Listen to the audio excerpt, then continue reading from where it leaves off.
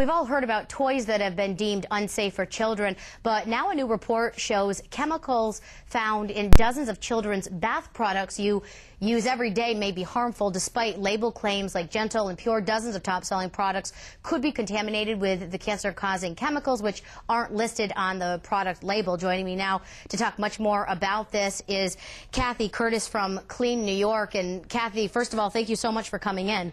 Thanks for having me. Obviously, when we take a look at this report, kind of some startling results here. Tell us what you found coming out of your No More Toxic Tub report. No one was more shocked than I, as a mom of 4 children who's used these products, you know, pretty much from day one with my children. And I was surprised to see that 61% of the products tested had both of the cancer-causing chemicals, formaldehyde and 1,4-dioxane. So a high percentage of products contained both of the cancer-causing chemicals, not just one. And even higher percentage, of course, contained one or the other, or 80%. Now explain, because you and I were talking obviously to prepare for this, and it's not that these products contain those two chemicals. They're found, though, in some of the ingredients in the... Right, and therefore they're contaminants of certain ingredients. And that's how we were determined which products to test, based on ingredients like sodium lauryl sulfate and various ureas. And we're obviously looking at some of the products. I mean, obviously names we all recognize, Johnson & Johnson, and the list that you brought with you, L'Oreal, Huggies. I mean, these are all products that... Aveeno. That's right. Menon Baby Magic.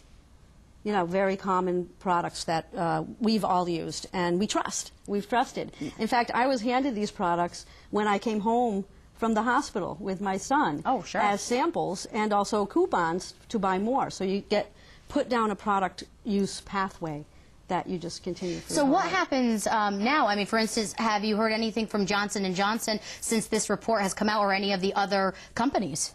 No, not as of today, but what we're really urging is legislation, both at a state level and nationally, because the problem is that these products are largely unregulated. For example, the European Union, which has much more stringent regulations on cosmetics and personal care products, protects their citizens, and these companies often make 2 product lines, one for the European Union and one for the rest of the world. And many companies don't put these ingredients that have these contaminants in their products, so we know it can be done. Yeah. We're actually getting a little short on time, but Kathy, you know, parents obviously watching this and seeing these products, and a lot of people have these in their homes. What are you suggesting to parents? I suggest to parents that they go to www.cosmeticsdatabase.org, which has a really comprehensive list of personal care products in general, and an entire section that's just child care products.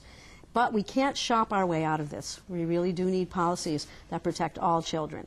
We can't become experts on, you know, ethoxylates and 1,4-dioxane. And, you know, parents should be able to walk into a store and take something off a shelf and just know that it's safe. And unfortunately, that's not the case right now. All right, Kathy, thanks. And also, we want to mention that if you do want to read the full report, we're going to post that on our website, so that'll be helpful as well. But Kathy, thanks so much for your time. Thanks for having me.